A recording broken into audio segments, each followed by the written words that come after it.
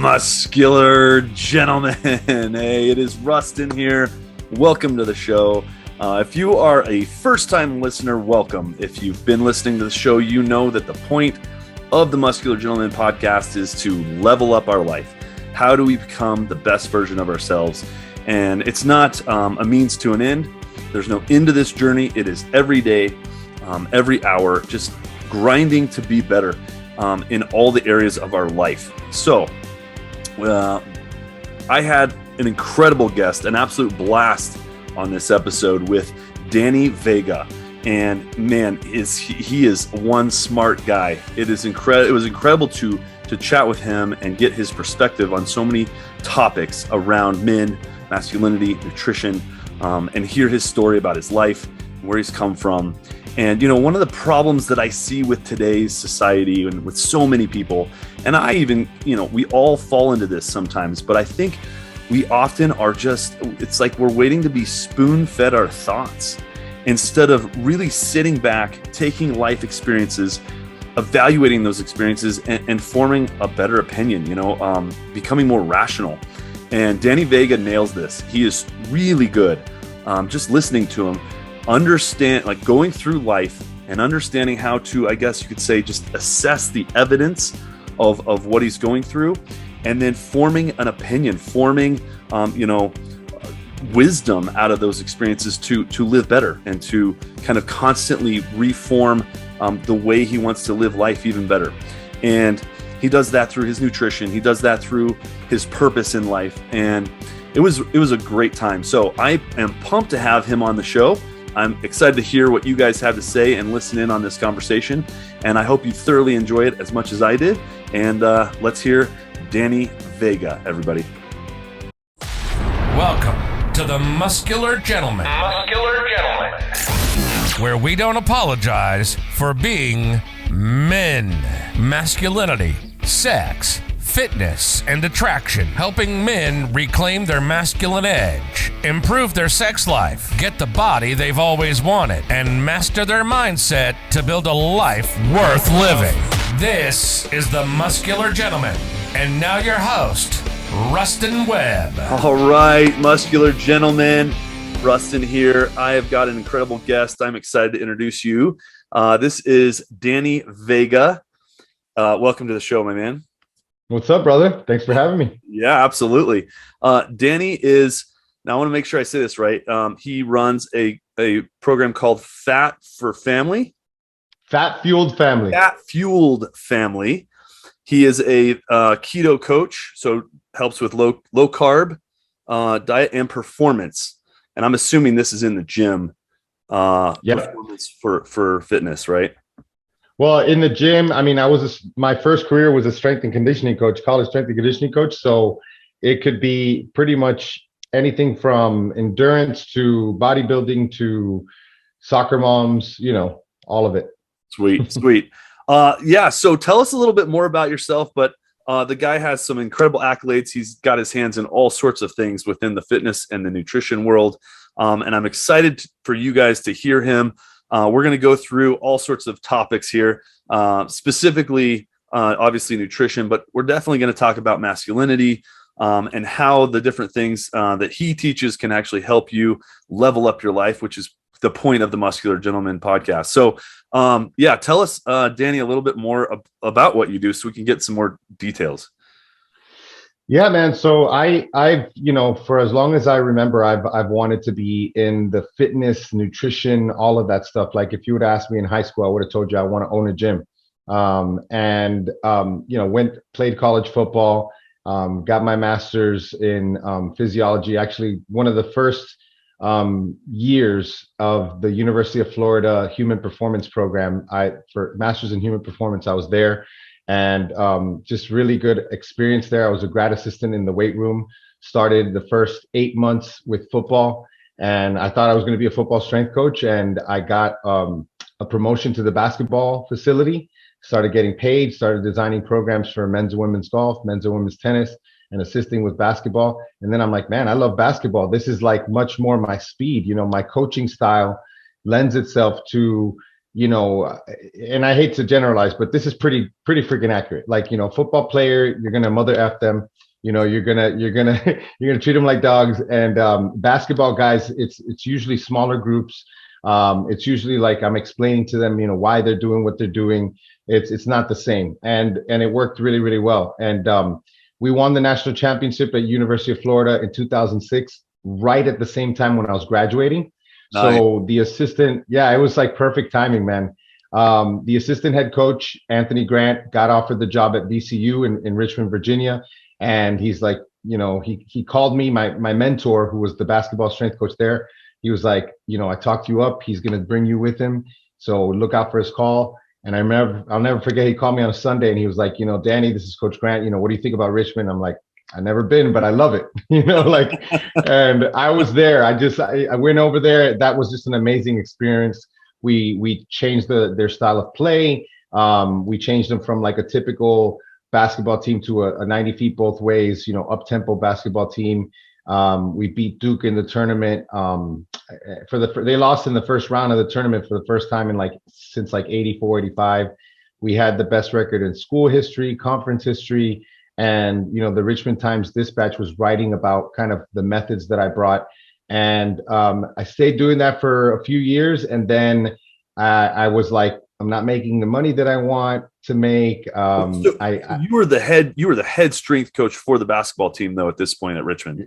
That's cool, man. That's so for the listeners of this podcast, and if you're not watching this on YouTube, Danny Vega is jacked. Okay. If he's going to tell you to go do something and you're on his basketball team, you're going to go do it.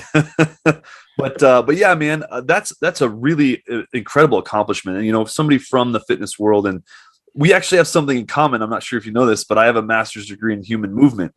Oh, dude. Nice. So yeah, we speak a similar language here, which is really fun. But okay. So, what was it?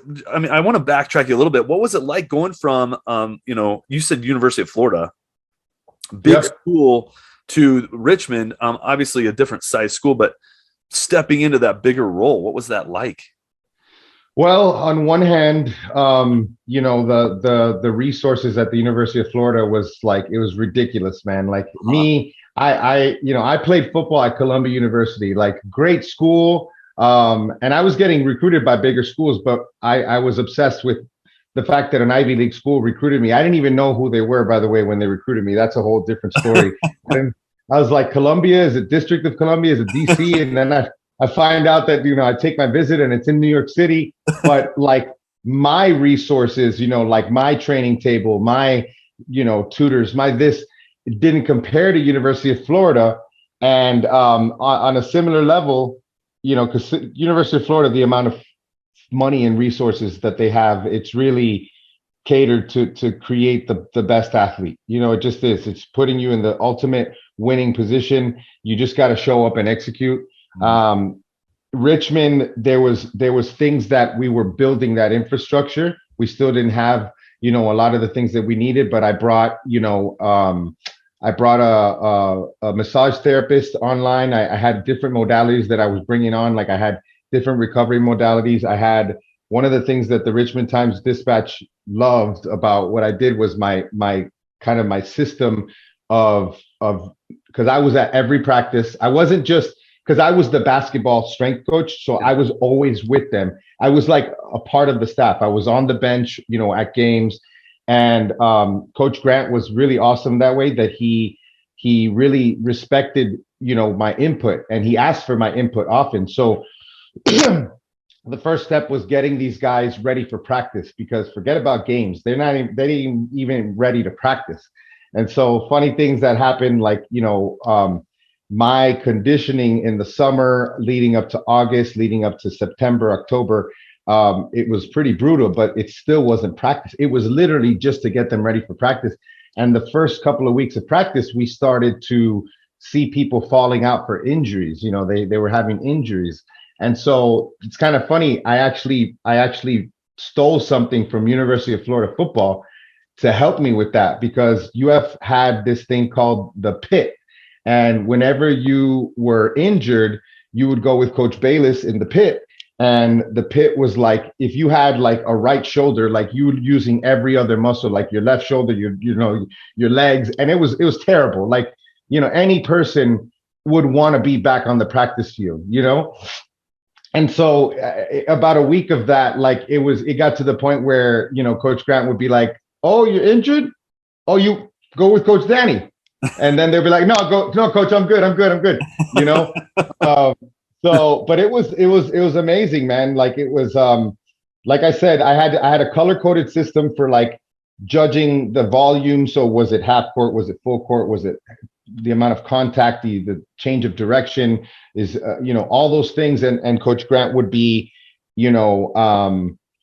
would ask me, like, can I push him this week? Can I not push him this week? And most of the time he would say yes. But going back to your question of like, what was the difference between like a major, a high major and a mid major team, like a UF to a VCU, there were times when I would say, Coach, I think we should scale back a little bit this week. And it would be like, I'm sorry, but we're not this week. We basically gotta outrun these people, because our center was like, our starting center was 6'8", and we had taller guys. We had a 6'10" guy, but he just wasn't as strong in the paint as our starting guy. So the height didn't matter, and it was like, that's how it was when against Pitt in the NCAA tournament. Like we lost in triple overtime, but the beginning of the game, they had a 7-footer that was just dunking on us. It was ridiculous. But we were full court pressing them, and so that was like the big difference, was like just the amount of resources. But it was cool to see, as we were increasing like the notoriety of the school, those resources were coming in, that money was coming in, and we were getting what we needed. That's really cool.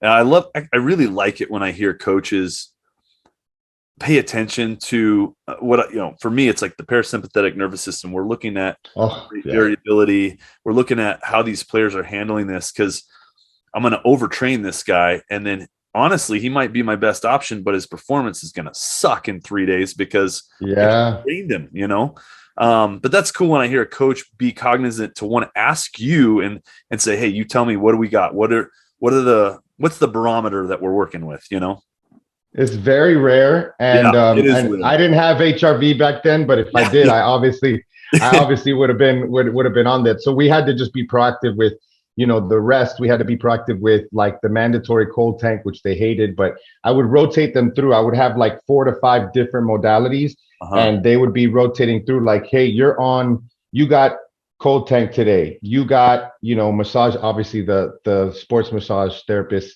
when they got that, like they loved it. And then I also did the diet, and that was the other thing that was kind of different, is like I had to be a jack of all trades, like I had to organize the meals, not just like the options, but the actual logistics of the meals on the road, like, all right, where are we? Okay, we're in Podunk, Alabama somewhere, and I got to get like, and then, so-and-so, I almost said his name. I don't want to say his name because he might still be in the NBA. And I'm like, I don't want to blow up his spot, but like, he only eats chicken tenders and fries, like, and it's just like, oh my gosh, and then I had to learn, it's funny because, you probably know this as well as I do. Like, you're in grad school, you're looking at, what type of periodization are you going to use, and what type of training methods are you going to use? And then you're just looking and you're analyzing the coaches that have been doing it for decades, and you're just tearing them apart. Like, what is this guy doing? The baseball coach is doing this, the football coach is a hit guy. And you're just like, he's going to just ruin these people. And then I just started to learn so much. Like one of them, one of my mentors was the coach of like the Olympic sports, Matt. And he, like the track athletes and they were all badasses. And he was like, look, I get where you're coming from. You're really looking at this on paper. Yep. And because me and him agreed.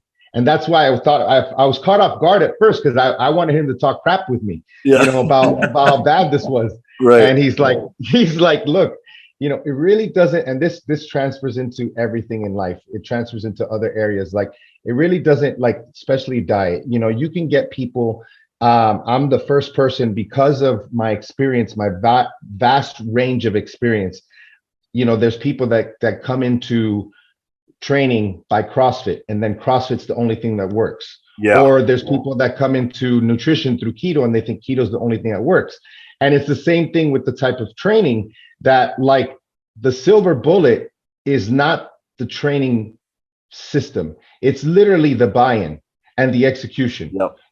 Chances are, yeah, there are some training styles, like HIIT can be pretty intense, and you can tear yourself when you're going, like, I was just like, oh my gosh, they're going to failure times 4, like failure and then fail again and then fail again. But like, imagine having genetic freaks who are completely bought into a system like that. They look like bodybuilders. Like and the other thing was, at Columbia, one of my best friends was a running back with me, and he had a 43.5-inch vert. And, he was this New Jersey state champion high jumper. There was no one on Florida who jumped 43 inches. The highest was 41, but they had 25 guys that jumped 39. So, like, across the board, that translates probably into 70 points. You know what I mean? Like, on the field. Yeah. Because there was way less variability in the talent. There was just a higher level across the board of talent. And then I saw that same kind of difference going into VCU, where we had really solid guys, but the bench wasn't as deep as it was at UF. You know what I mean? Yeah.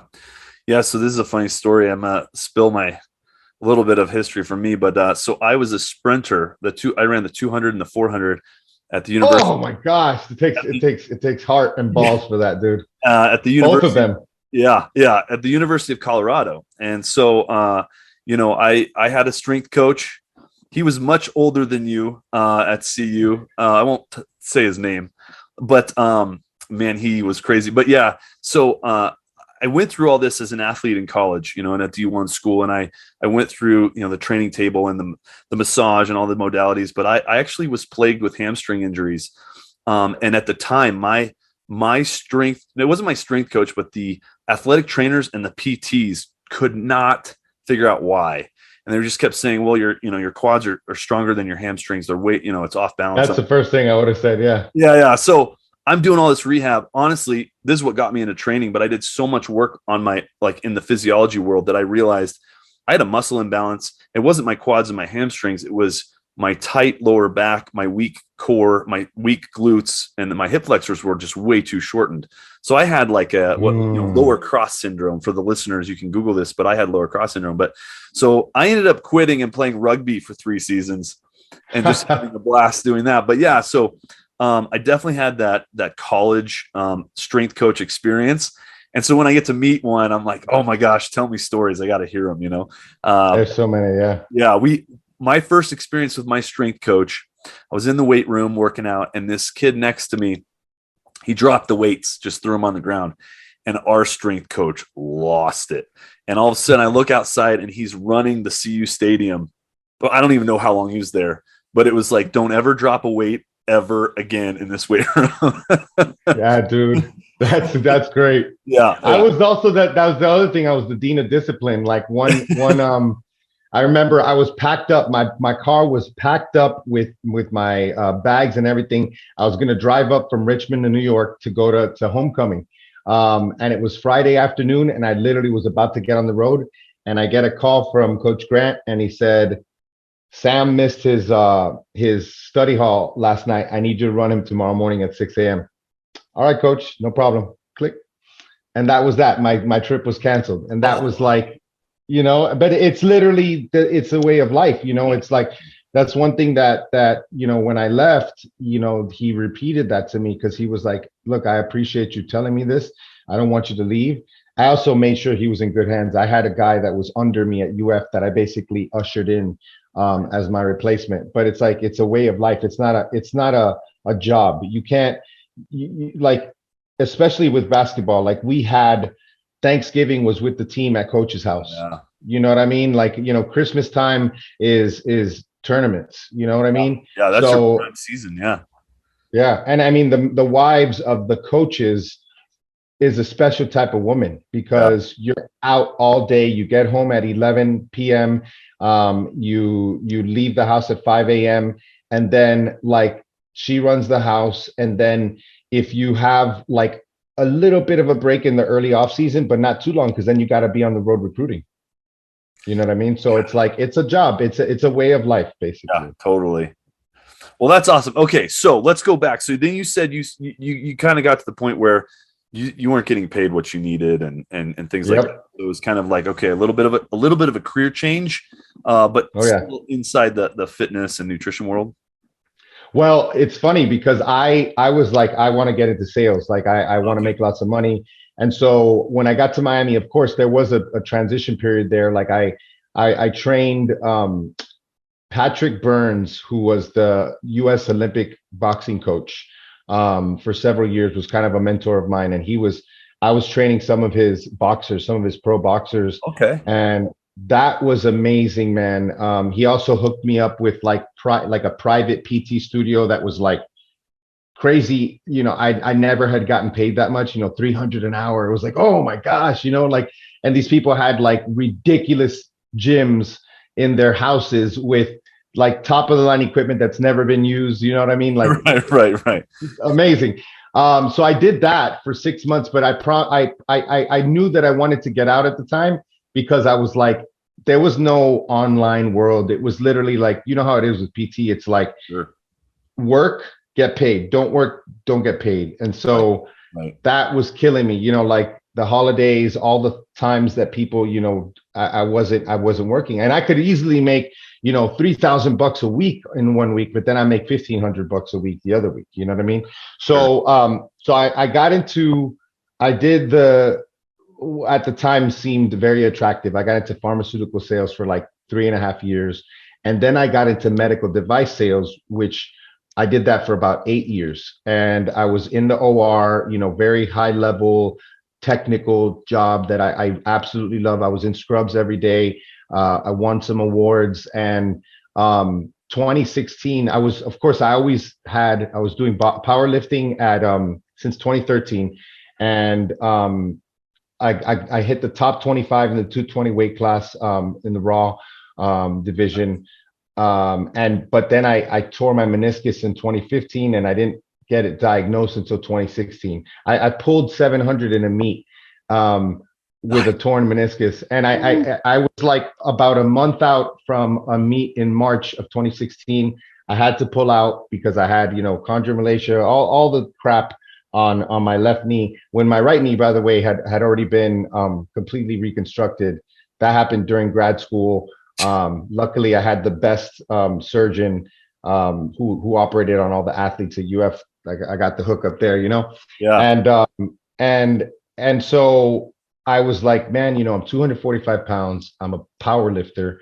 I'm eating like crap. I need to get my stuff together. So I went on a bodybuilding diet, you know, typical, like my fat was like at 50 grams at the end. And I got really lean and I got really miserable. And my buddy was in my ear about this keto diet. And I was like, this is the most absurd thing I've ever heard in my life. Like, what do you mean no carbs? And he's like, no, trust me, it's good. Like, look at these keto pancakes. Look at all these recipes. You know, he's showing me all these recipes. And I'm like, yeah, but like, how am I going to live? You know, like a low carb thing is something like you deplete. And then, you know, for you're getting, if you're trying to cut, you know. And so long story short, Memorial Day weekend of 2016, I was at the end of a cut. My wife was doing it with me 4 months in, and I just had like just binge weekend, you know, like just nasty. And I was like, okay, I can't continue doing this. This is terrible. I'm just going to do the keto diet. I look as good as I want to look. I feel good. My knee feels better. And it was crazy because my carbs were already low. So I just had to drop them just a little bit more, but my fat went way up, you know, and that was the first thing, was getting over the fear of the fat. In fact, the first week I hadn't eaten bacon in so long that I had a pack of bacon and I drank all the bacon grease. And like, I had an aversion to bacon for like weeks. I was like, this is the most disgusting. I can't believe I did this. You know, I felt terrible. That's hilarious. But yeah, so I basically, within a month, my calories, I had to increase them by 700 to stop the freaking hemorrhaging, because I was shredding more and more, and I wasn't losing muscle, which was interesting. But obviously my training, yeah, and my training was bad. My training was really bad, but I was like, you know what? I don't care. I'm not competing right now, but I'm glad I did that, because on one end, I got through that initial phase of like completely changing my fuel preference, which first you produce the ketones. It doesn't mean that you're using them. That's why you pee on the strip and it's like, oh, great, you're producing ketones. But right now you will have no fuel. Your glycogen is gone, you know, and you're producing ketones, but your body doesn't know how to use them yet. So within a month or two, I started to see really increased productivity, brain, like just my cognitive performance was better. My body, like, because I played on AstroTurf, you know, like terrible, crappy turf. And I remember like I was on the second floor, and coming down in the morning was just a pain in the ass, you know, like, and then I just felt better. And, you know, I had more energy. And then that year was, I won the sales award, the Pinnacle Award, for the top 7% in the country. My wife and I, we won a trip to Turks and Caicos. Like it was the whole deal. And so what I tell people about this is, like, for me at this period in my life, I'm like 35, 36. I think I was 35, and my productivity, legit, I would put 15% to 20% increase in productivity, which was just, that's what did it. That's what won the award. And I felt better than ever. 2 months later, there was very few keto podcasts. I reached out to one of the guys that's podcast I liked. And I said, hey, you know, I don't know what I was thinking. I was just like, if you ever want to do anything with a former athlete, let me know. So he interviews me, we hit it off, and he's like, you have to be my co-host. We got to start an athlete podcast. He was already going to start an athlete podcast, and we started the Ketogenic Athlete. And we were just looking at, okay, where is it appropriate? What time of year? What time of season? You know, how is it possible to build muscle on keto? Yes, it is. It's nowhere near as sexy, and there's a lot of things that you got to know. Like, and so that's kind of like what got me into the keto space. And I slowly started to build a name, and I started to coach on the side, you know, do some online coaching again. And then I started getting people from Czech Republic, you know, India, New Zealand, you know, all these places around the world, the UK and all over the US. And I was like, you know, I'm making at the time a lot of money doing medical device sales, you know, but then at the same time, it's like I'm thinking, like, man, I think I could make this into a business, like, you know. And I know a lot of people, like I have friends who are NFL strength coaches who are like trying to get into, like, they have PhDs, you know, and they're like, screw this is for the birds. Like, this online business life is like, I got people, and he, you know, my buddy makes me laugh because he's like, you know, yeah, people didn't have a high school degree. And I'm like, yeah, you know what, like, side note, my kids, if they want to go to college, they have to bring me like a business plan to show me, because I'm not even going to let them go to college, you know, if they like, they're like, but it's true. Like, it's like, damn, we did, like, we worked our butt off. We paid the dues in the gym. Like, you know, I didn't talk about how when I got to UF, I just walked into the gym and I didn't know anybody. And I was like, hey, my name's Danny. I was a college athlete. I'm getting my master's here. I'll sweep the floors. I'll clean the mirrors. I'll do whatever you want. I just want to learn. And thank God he said, you know what? All right, kid, you could do it. And, you know, the coach he's like, you go by Daniel.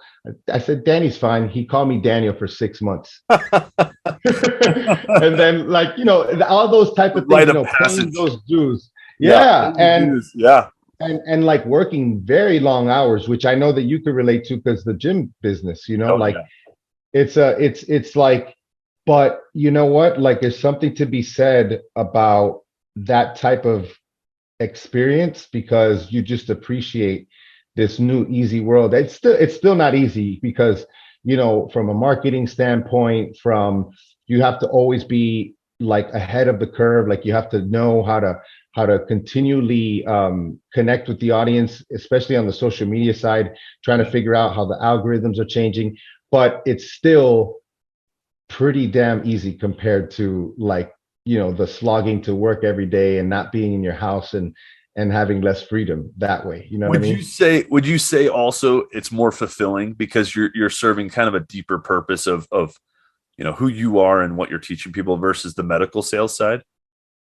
Oh, 100%, man. Like if, I would never work in healthcare again, like, and sometimes when it's hard, it's like, like, oh man, I wish I could be making $250,000 a year right now, like that would be sweet. But like, it's like, it's honestly, I couldn't ever go back. I couldn't, like, when you're in that, and I'm sure that happens with a lot of kind of, attractive on paper careers, where you're just an employee still too, and you're just a number two, by the way. But then when you're in it, you really truly think you're being objective, and you think that what you're doing is making a difference. But then when I got out of it, I was like, man, I was part of a very diseased like system, that is completely anti-consumer, completely anti-health, anti-health, because it's sick care. It's really financially driven. Like, for example, on the medical device side, like products that if we were being honest, like they could be created as metal products that could be stainless steel or titanium, things that could be reused and sterilized, versus making them plastic, because we would get that monthly kind of subscription business from the hospital. And that's just the tip of the iceberg, because even on the medical health side, like on the medical legal and the research side, like the way research is done. And I really, I used to be that guy who was with the doctor saying, yeah, can you believe these patients are talking about this, and this? Don't they know what the study says? The study says the incidence of that is only 0.1%. Meanwhile, everybody in my private life is telling me, well, I had that done and this happened. And I was honestly thinking to myself, oh, well, you're wrong. Look at what the research says. It's like the research, that's what we're always focused on, the research, right? We're always like, we put this science, which is like no longer science. It's now this monolith of the science, Yes. And we put it on this pedestal, and it's like a blind faith, which is completely anti-science. And we completely disregard like anecdotal stuff. Like, that's why I think like there's a guy, Dr. Sean Baker. Do you know who he is? He's the carnivore doctor. Oh, okay. Good friend of mine, amazing human being. And I tell him all the time, dude, I'm like, you are the most scientific doctor I know. And if you hear him, it's completely the opposite of what you think, because the people think that the scientific guy is the one who's going to quote all the studies and who's going to speak authoritatively. But I'm on the opposite side of that spectrum. I'm the guy who thinks that the scientific guy is the one who says, you know what, we don't really know. We have studies that are testing things in a test tube, or cultures, and extrapolating that on a for example, what do you call that? Not the mechanical, but I forget what the word is to describe it, but like how things are supposed to work, treating the body like a closed system. What about, can you still run and jump? What's your waist to hip ratio? Do you have abs? Do you wake up with a heart on every morning? What's your freaking your sex drive? And none of that. We disregard that. We go to these people who are just completely unhealthy. They go to the doctor. The doctor looks at their blood work, pats them on the back, and says, all right, go ahead. You're totally fine. But God forbid your cholesterol is above 200. Let's put you on a statin that causes erectile dysfunction and increases the risk of dementia. Which, by the way, a new study that just came out, 13 million people, that shows that this is the hazard ratio, meaning the risk of all-cause mortality, dying from anything, is lowest between about 200 and 280 cholesterol, total cholesterol, which is funny because And if you go below 160, it starts to rise like exponentially. Like if you're under 120 in cholesterol, you need to get your cholesterol up. You chances are you're going to die from something earlier. And it's the opposite of what we hear. You know, someone goes to the doctor above 200. Well, let's come back in 3 months and see if you're not, you know, lower. We're gonna have to add a statin. You know.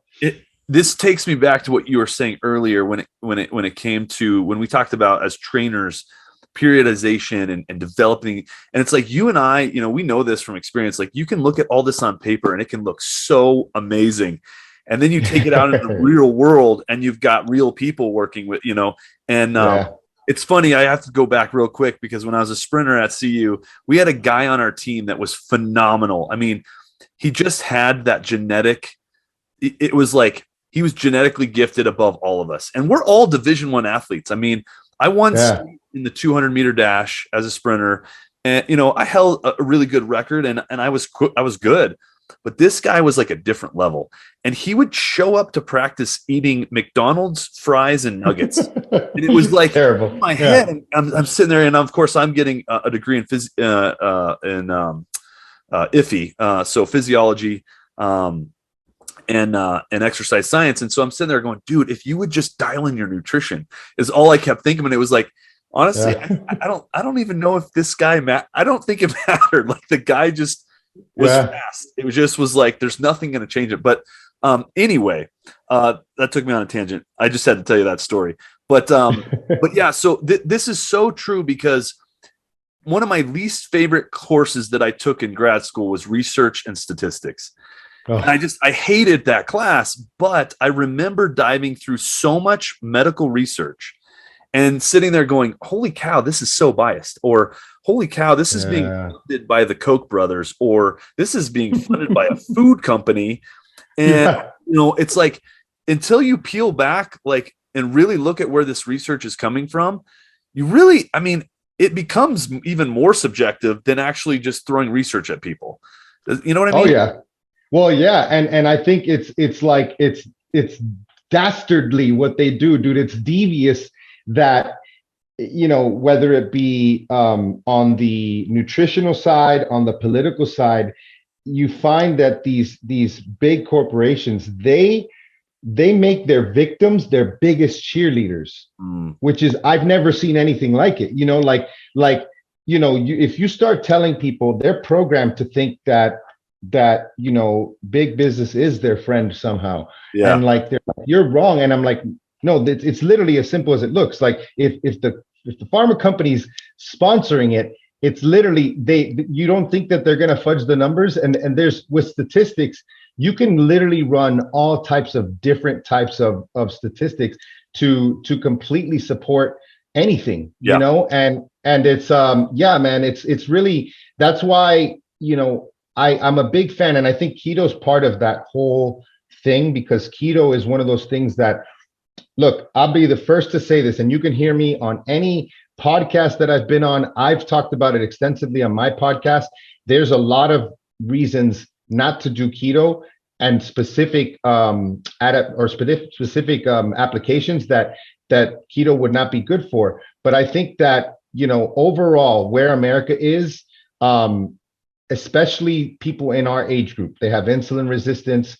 You know, they might not, if they can't manage their calories using a higher carb approach, and if they can't clear their glucose with, you know, consistent exercise, that doing something like this can be life-changing for people. And so I always tell people, like, you know, just try it, because it's literally, I find that the conventional wisdom is pretty much wrong on every single level that you can think of, like everything from homeschooling, which is what we do, obviously the masculinity, the role of males in society, like it's pretty amazing, like literally 100% across the board. Conventional wisdom, the popular, you know, what's out there is wrong every step of the way. And keto's, for me, a really good example of that, because we've gotten into different conversations on all types of podcasts that I've been on, where it's like, okay, how did you get from here to here? And it's like, you know,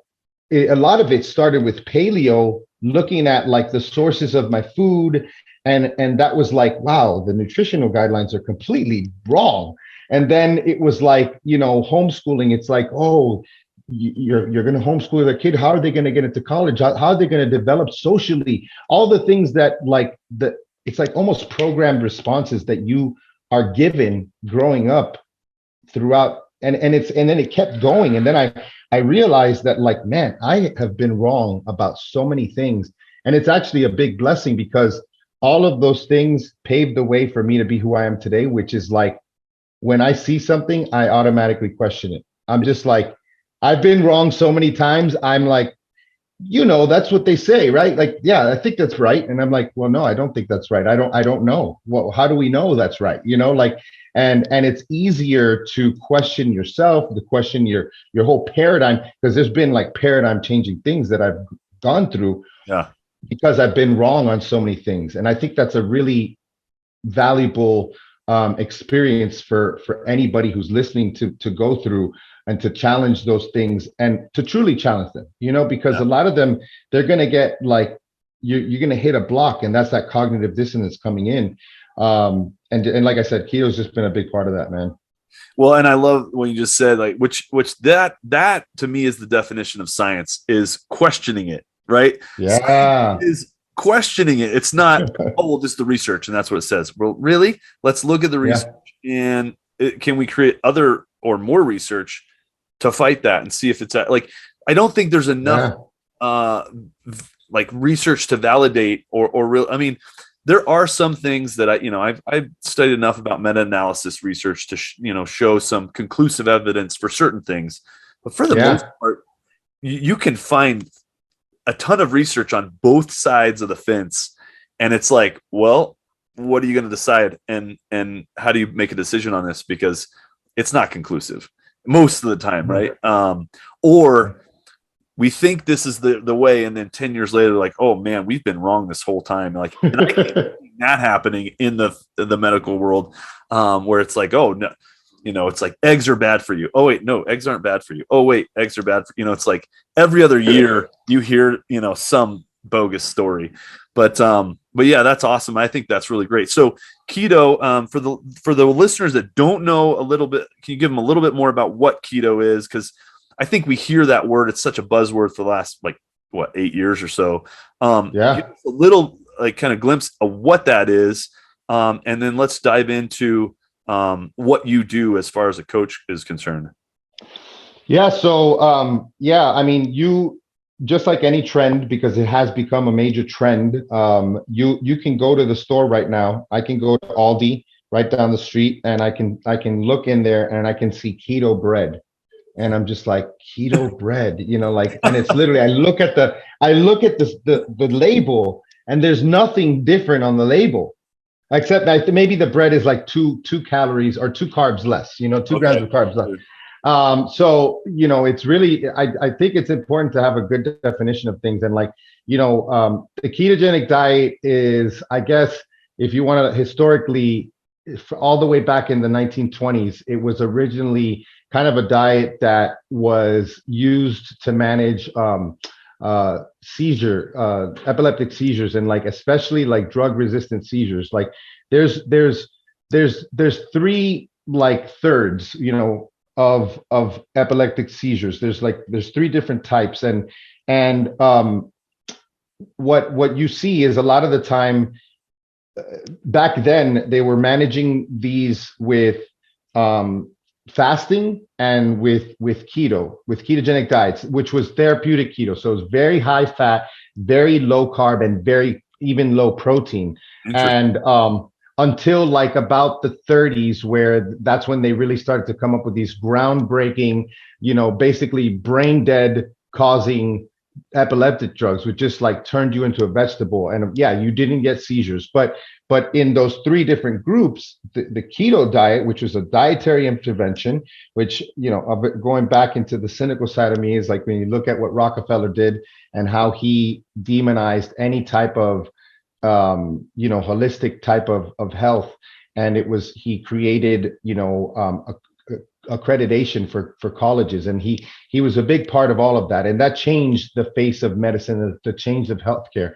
And so it kind of was forgotten about. And then, of course, I think, you hear about the Atkins diet, which is probably the 70s, 80s. And at that point, it's literally just, unfortunately, it's like, don't eat carbs, eat hot dogs and bacon all day and lose a bunch of weight, which people ended up doing. But like, if you want to get like, there's a right way to do things, and there's an acceptable, and there's acceptable and optimal. And like acceptable is like, yeah, ketosis technically is a state. What is ketosis? It's a metabolic state that's caused by, if you lower carbohydrate intake up until a certain point, below a certain point, typically 50 grams of carbohydrate for the day, you'll start to, what ends up happening is your insulin will drop, you'll start to produce ketones, and ketone bodies are kind of like this fourth macronutrient, different than protein, fat, and carbs. They have their own amount of energy expenditure. They're about like 6 grams per calories per gram versus like 4 calories per gram of carbohydrate. There's lots of really beneficial things to what they do in the mitochondria, what they do in the brain. For example, we know the brain cannot run on fat. So the brain typically needs about, I think, 120 grams of sugar a day. That doesn't mean it needs to come from dietary sugar, because if it did, we would not have survived as a species, because throughout history, there have been long periods of time where we didn't have access to sugar or adequate carbohydrate. And what ends up happening is, you switch to this more primal, more kind of like a T100 versus the T1000 in Terminator. Like the T1000 is like the new flashy carbohydrate, and the old school T100 is like, it's a bigger gas tank. It's like diesel versus gas. So like, you have, at any given time, even the leanest person, you or me, we have 40 to 100,000 calories of energy that we can use as fat. And we only have within our liver and our muscles about 2,000 to 3,000 calories of glycogen. And glycogen, what are the benefits? It's quick, it's usable. It's also really good for glycolytic activities, things that are going to be like fast speed. Fat, you can't tap into it until you've either burned through your glycogen or your insulin levels are low enough. Because when insulin is high, your body's like, oh, there's sugar somewhere, I need to transport it to cells somewhere. Right. And so that's basically what happens is you get into ketosis, and a lot of things, we've seen a lot of things that happen. It increases GABA in the brain versus glutamate, which glutamate's excitatory. So that's where you can see how it can help with neurodegenerative and neurological diseases like Tourette's and epilepsy and autism and spectrum disorders. And then you also see that it decreases inflammation. It also has it changes the way, it kind of gives you a metabolic advantage. So for example, what we've seen ketones do in a fat cell is the way, it's basically like if your carbs are low enough to where you have ketones going into these fat cells, like it's like sitting in your car and revving your engine, and you're not going anywhere, but you have a bunch of energy going in and you have way more energy escaping the cell. So it's escaping as heat. So one example would be a study where they had these people, they lost a bunch of weight, and then they separated them into 3 different groups where protein was the same across the board, but every 20% that they lowered the carbs, these people burned a little bit more fat. And so these people that were in the lowest carb group were burning about 300 plus calories more than the higher group. Now, of course, you have to take into account the fact that you're also ingesting more fat, right? So some people, and that's where I don't like to say calories in versus calories out, because I think the word energy balance describes it much better. Yes. Because when you think about energy balance, it's like, yeah, you could be under eating, but your metabolism is crap. And, or you can be in a deficit, but you're eating foods that are triggering insulin, and they're not, when insulin's high, you're not going to burn fat, So there's all these things, and energy balance just describes that. I love that. I literally teach my men that I'm like, look, as soon as somebody says calories in versus calories out, consider running away because and here's the thing, I'm not saying it's not valid, but like you said, there's more to the story than what people don't like. They're not. That's all we're saying. That's all we're saying. If I put you in a caloric deficit for weight loss, but all I let you eat were Twinkies, well, guess what, man? Like, you're not going to look like you look right now, right? Because no question, I'm going to hit up your insulin spikes and destroy your pancreas. We're going to create so many issues with the body that it's not actually effective, right? So no longer is calories in versus calories out the answer for your weight loss or whatever that might be. So the listeners, take heart to this, because energy balance, that's a great explanation. I love that. I'm going to steal that from you. But yeah, it's so true. And here's the thing, there's so many foods that have high thermal effect, right? Where I'm going to burn more calories eating a certain food, which is protein, higher fat meats, things like that. Carbs do have a higher thermic effect than fat, to be fair. What's that? That carbs do have a higher thermic effect than fat, to be fair, as well. Yeah, they can't. But if I'm picking my foods right, and not eating like the fast food down the street, obviously I'm going to get high thermal effect foods, creating a caloric deficit just from the food I'm eating versus relying it all on my body. So yeah, the calories in, calories out thing needs to be like in better context for people, for sure. Yeah. Yes, at the end of the day, a lot of these nutrition, I think we've gotten to a point where we're arguing about such ridiculous things that I don't see the nutrition arguments anymore, because we've blown by that. We're talking about all types of, in the last 2-3 years, it's so different. But I used to be like these 2D, just complete straw man arguments against, like, of course, the answer a lot of the time isn't just eat more. For you to eat more, you're gonna have to lose weight. Like, on its face, that sounds ridiculous, but sometimes it's just like you said, there's more to the story, and we have to understand the hormonal side, and that's why I think I love, even in bodybuilding, because in bodybuilding, finally people are starting to put a little bit more fat in their diets and eat some more red meat and ruminant meat. That's just so much better than the typical ridiculous tilapia chicken broccoli crap, like, get some nutrients in your body, boiled chicken. Yeah. It's funny when I talk with my men, they're like, wait, can I have red meat? And I'm like, yeah. They're like, really? Absolutely. I'm like, yeah, dude, it's not all boiled chicken and broccoli. It's like, that is the most nutrient dense ruminant meat and that includes venison, bison, lamb, any ruminant. It is by far, they basically are magical. Like, they take grass and shrubs and they turn it into high fat, delicious, nutrient dense meat that unfortunately poultry doesn't have. They have the amino acids, the highest leucine count is in chicken thigh, but it's like, that's not the whole picture either. Right. Yeah. Okay. So for those listening, and this is where, and I'll just tell you, like, I teach carb cycling with a lot of. That's good. I like that. I've done that. So we use carbs effectively and efficiently, and it's a little different for each of my guys that I coach. But what I loved what you said earlier was that it's like all of this can work with adherence, like a commitment to just doing it.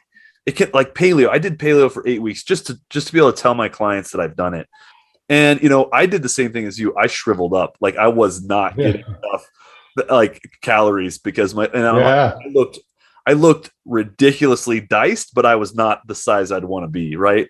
And so that was an interesting experiment, but I've had clients do incredible things on paleo, and I've seen people get results on keto. I've seen people get results on intermittent fasting. It's like all of it can work. But truly the question, I think, too, is, do you feel optimal with your energy levels? Are you getting good sleep? Are you efficient with your workouts? Are you efficient at work? Is your brain, are you getting foggy brain? There's so many things to consider other than just picking a diet to lose weight. It's like, that can't be your only concern about when you just decide to start changing your food? Dude, I totally agree. I think like that when I told you before I started keto, that was probably the best combination of shredded and hard and thick that I ever was. But going back to what you said, my brain wasn't functioning the way it was. I had aches and pains, I had inflammation. And like maybe I would have managed that if my goals were different. But it's like I'm a 41-year-old dad with 2 businesses, and I want to feel good, and I wanna, I'll be honest, like it was harder. I was hungry more often. I'm a freaking baby when it comes to food. Like I I'd rather have like I get hangry. Now I don't. And I'm well right now. I'm doing the freaking Daniel fast. I don't know if you ever heard of that, but it's my church is doing it, and so I'm vegan. I'm literally the opposite of what I am because I pretty much am almost carnivore most of the time. Sure. And I'm eating vegan. I'm on day 4 now. And it's starting to get better because I got a product that my buddy has that's vegan friendly that changed the game for me because it's 1,000-calorie. It's called Keto Brick, and because the first couple of days I was eating lentils and garbanzos and like literally 6 scoops of vegan protein a day to try to get. I'm like, how the hell do these people? I'm tired, I'm hungry, and I'm bloated, and I'm underfed. Like God bless anybody who could do it. I honestly, I am not doing this for health reasons. I'm doing it for spiritual reasons. So I'm just kind of like, rocking through it. Plus, I think it's good for me to like anything else. I've always hated on veganism. Like I think it's like a mental disease. Like, no disrespect to anybody, but like and so like it's good for me to try it, and maybe there's definitely something to be said about your attitude going into something, like when you go and you eat it and you're like, this is going to be terrible. I'm going to get fat and I'm going to be weak. And of course, there's a psychosomatic effect to that, versus someone who's like, oh, look at this salad. This is so healthy for me. Something happens there. There's some connection. So I'm not going to rule that out. But like, I'm like, man, September 17th. I just cannot wait. I did vegan for 2 weeks again as an experiment. I'm always throwing my body and myself into things to be able to say, hey, look, I've experienced that. Now I only went 2 weeks. Okay, I made it 2 weeks, but let me tell you, when I got back to the table and I had a steak in front of me, I noticed an insane amount of energy just like 45 minutes after eating that steak. To the point where I'm like, dude, my body, this is what I have to eat. Like it was substantial. And again, look, like you said, credit to those people that, and a lot of them have reasons, maybe not even spiritual, but maybe just like their view of animal rights or whatever that might be, and I respect anybody that wants to live out of conviction like that, But yeah, like you said, it's funny. It's telling how much your body can speak to you and how many people don't listen enough, to what it's saying. Yeah. And I honestly, like, I tell everybody with vegan diets specifically, this is just my personal opinion. And I think it's pretty valid, is that vegan diets can work really well for a few months for pretty much anybody who does them, who's on the standard American diet. And what that tells me is that the diet's not exactly good for what it is. It's good for what it isn't. It's not your typical standard American diet. If you're eating, a cheeseburger with the bun, with the fries, fried in the seed oil, versus, eat your potatoes fried in tallow, eat them in something that's not going to just be this complete inflammatory storm. Right. You take that out, you take the sugar out, you take the candy out, you take the coffee with the sugar and the fat, which is like literally our diets as Americans is, if you were to break down the macro ratios, they're pretty much identical to what the rat chow that they use to fatten up the rats. It's like 12 to 15% protein, maybe like 60% carbs and like, whatever it is, 35, 40% fat. Yeah. And that's literally what they use to fatten these rats, So like you take that out and of course they found also the other thing is that they're low protein.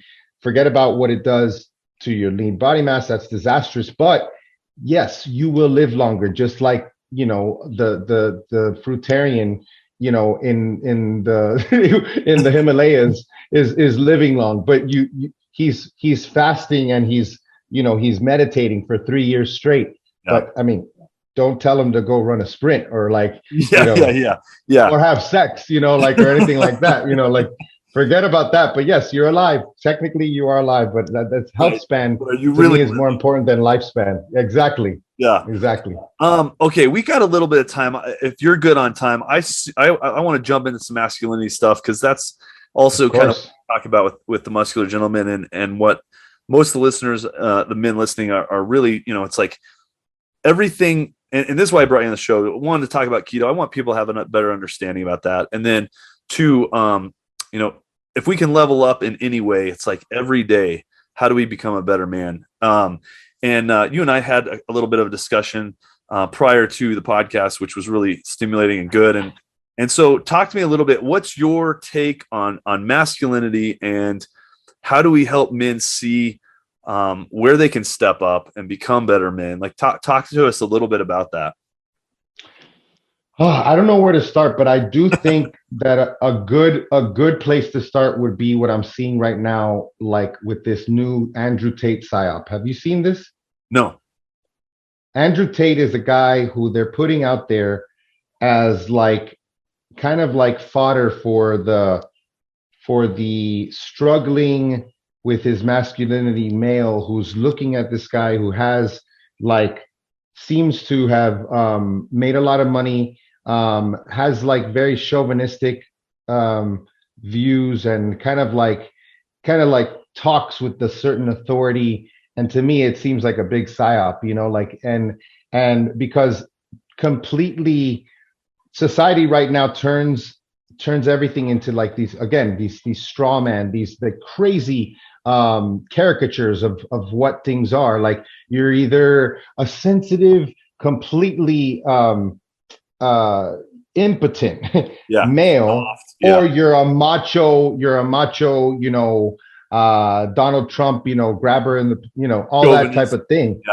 Yeah. And masculinity is, I'm Christian. So like, I have a very strong view of like, God created us a certain way. Masculinity is you provide, you protect, and you honor your partner. I do think, and I think it's kind of a little bit of a deception to think that we can be, it's just my personal opinion that we can be polygamous.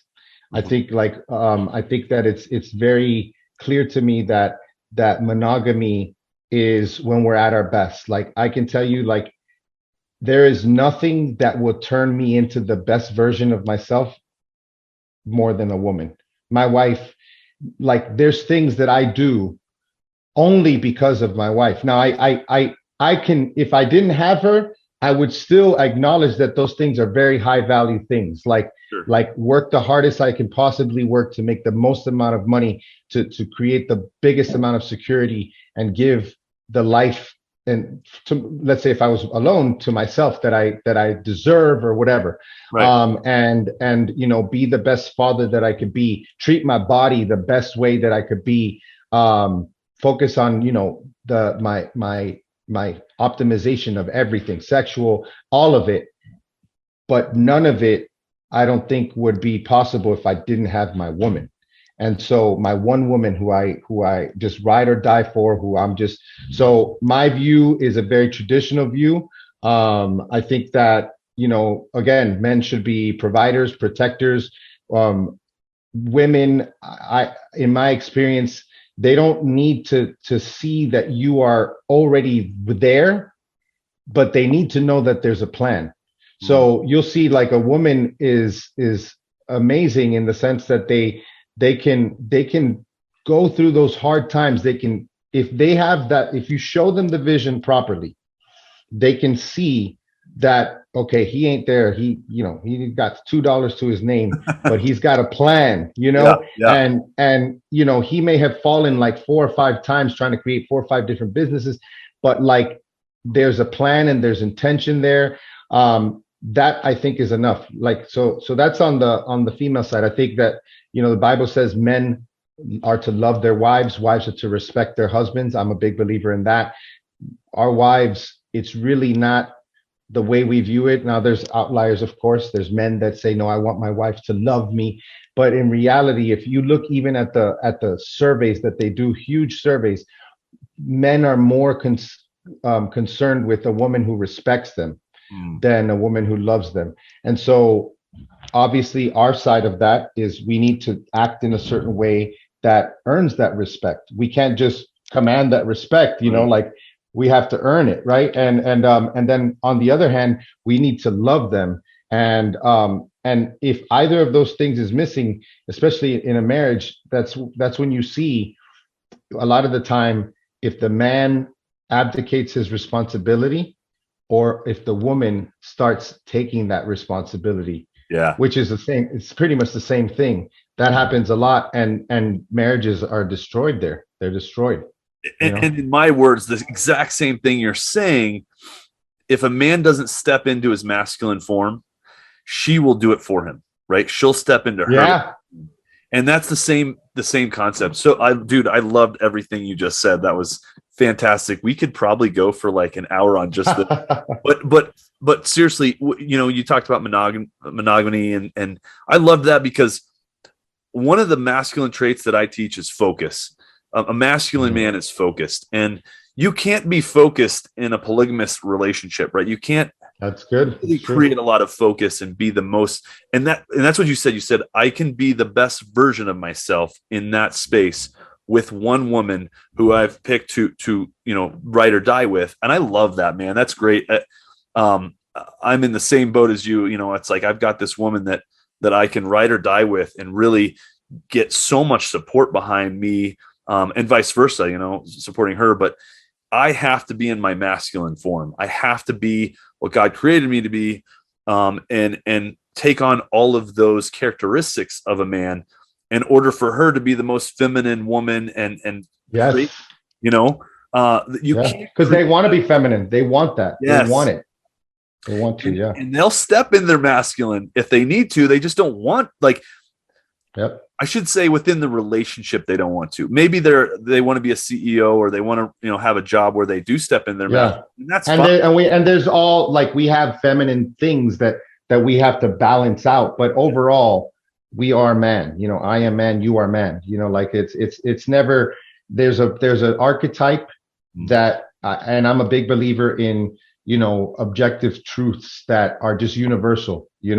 Right. And there is this man archetype and there's this female archetype, and maybe there's situations where that we get off of that, but in reality, as a whole, rule of thumb type of deal, this is what they want, this is what we want, and we operate best, and society honestly operates best.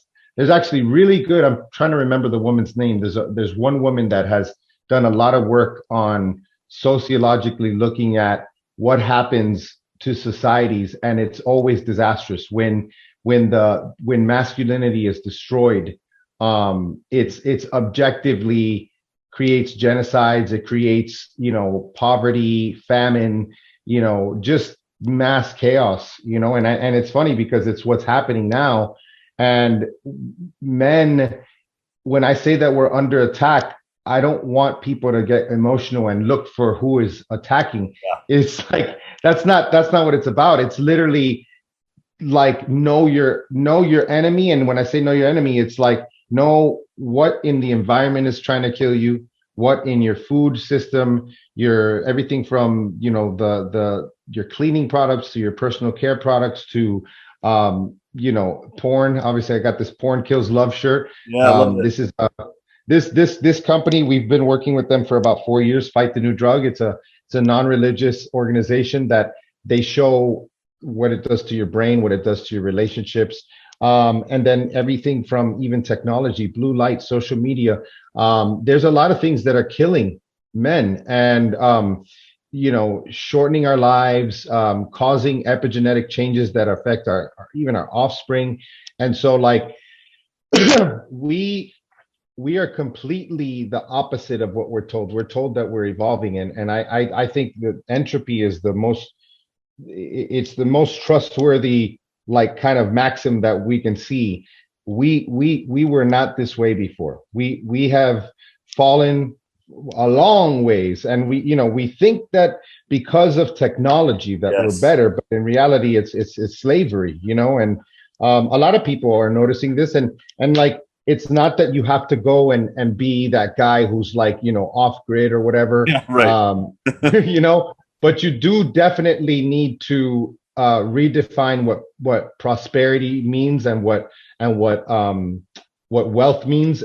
And to me, prosperity and wealth are a few things: family, a stable relationship,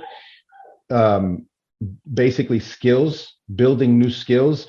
Like, the best people are finally seeing, oh, maybe these preppers, these doomsday preppers had something right. Well, they had something right in the idea that they thought about things that your typical person who's living paycheck to paycheck doesn't think about, and that's some sort of preparation. But where I think they're wrong is you can't hunker down somewhere. You have to be able to me, prepping is preparing for, and if you ever want to, like, there's a really good article, look for Doomer Optimism by Tucker Max. It's a fantastic article, and I loved it because it's written by somebody who was completely on the opposite spectrum of me when it came to like all of the viruses and stuff. Like, I was from the beginning. I got Cuban parents. I'm like, they said 2 weeks to slow the spread. I'm like, my wife and I was like, this is BS. We're gonna lose years, like from day one,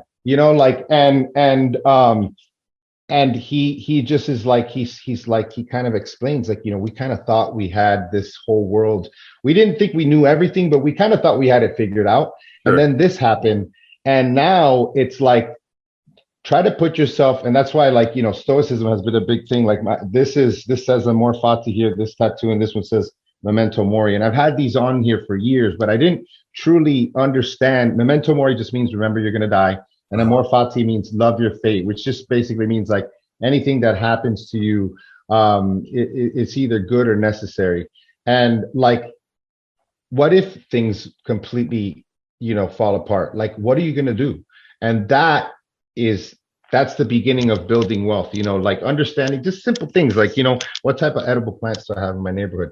What kind of, who would I, in the zombie apocalypse, who would I call on? Like, who would be my buddy for this, and this? And that's true wealth, and I think more than ever lately in the last year or two, people are warming up to that idea. And now it's just a question of like, are you going to take action to just be that a little bit better, every day, do that a little bit more. You still got to go to work. You still got to do all those things, but you still have to do this too. Like, because if not, you will be that guy who's not able to protect his family, or who's not able to provide for his family, like, God forbid. There's a lot of parts to it, and just like, you can't just hope for the best. Hope is not a strategy, you know? Yeah. That sit back, be idle, and just, cross your fingers. No, that's fantastic. I love that, man. I need you to go on more rants. Yeah, between the healthcare and this, forget it. Oh, that's so good. I love it. Okay, real quick, can you just tell everybody like where we can find you? How can my listeners get a hold of you? I know you mentioned a podcast. So do you still have your podcast? Are you still running the Ketogenic Athlete podcast? No, that one actually, my co-host had to go back into the IT world, so that I still have Fat Fueled Family. Okay, and Family is a podcast. Yep, we're on episode 184 or something. So we've been around for like 4 or 5 years. Awesome. And like I told you in our conversation, I think I want to like phase out, even though I'm going to go hard until the end. Yes. But like I'm ready for the next thing. I don't know what it is yet, but I want us to wrap that up at like 200 episodes. But it's a great podcast. Our 5 pillars are nutrition, fitness, parenting, education. And when I say education, it's also like how we educating our kids and mindset. And so, awesome. Anything on any of those 5 things, you'll hear lots of episodes with our favorite people who we get to interview. Nice. Okay. So I'll direct people there. And then where else can we find you, Danny? So fatfueled.family is the website. That's where the podcast is. Our blog is there. You can book consults and coaching there. Fatfueledphysique.com is my group coaching. And I'm most active on Instagram, and that's dannyvega.ms is my Instagram. Perfect. Awesome, brother. Man, I can't tell you how grateful I am to have you on the show. I'm gonna try to get you back. Oh, dude, anytime. We gotta get you on. Man, this would be a blast. There's so many topics we can roll through, and I love your take on masculinity. I love the audience being able to hear your explanation on keto. I think there's so many misconceptions, and there's so many things out there that's just like marketing, grab and die kind of stuff for people that they don't really know. And then, like you said, they'll walk in the store and they're like, "Oh, keto bread. Let me jump in. I'm doing keto." But it's really important for the audience. You got to get educated and get coaching on this. You don't just jump in. I can't just tell my clients to do carb cycling without really truly coaching them through all the different things they have to understand to do it correctly. It's not that just easy to dial in the nutrition the way you want. So thank you for sharing some of that. And for the ones listening, if you are interested in keto, this would be your guy. If you're going to do it, thanks, brother. Do it right. And like I said, I think they all can work. You just have to get the right coaching and really, dial it in and adhere to it. But thank you so much for being on the show. This is Danny Vega. Do you have any last words? Anything let me ask you this one more thing. If we've got a moment, what would you consider? What would you consider a muscular gentleman? Oh man. I would say someone who always keeps his word to himself, who takes his training, spiritual life, relationships, business, and education equally. Like, he basically focuses on all those areas. And it's not that he's not only is he's building new skills, but he's honing the skills that he has in those 5 areas. That would be a muscular gentleman. Yes, that's fantastic. Dude, that was great. And listeners, I did not tell him I was going to ask him that. I mean, I ask everybody on my show, but thank you. That was great. That was fantastic. Awesome, man. Well, thank you for being here. I really appreciate it. And I'm definitely going to grab you and see if I can bug you to come back for some more incredible discussion. For sure, brother. Awesome. You've been listening to The Muscular Gentleman. Finally, a podcast that's unapologetic for being a man. Thanks for joining us this week. Make sure you visit the website, www.themusculargentleman.com. You can subscribe to the show on iTunes, Stitcher, or via RSS, so you'll never miss a show. While you're at it, if you like the show, we'd appreciate a rating on iTunes. Or just tell a buddy about the show. That would help too. Don't forget, Rustin is available for private coaching. Embrace your masculinity and live the life you've always wanted. See you next time on The Muscular Gentleman.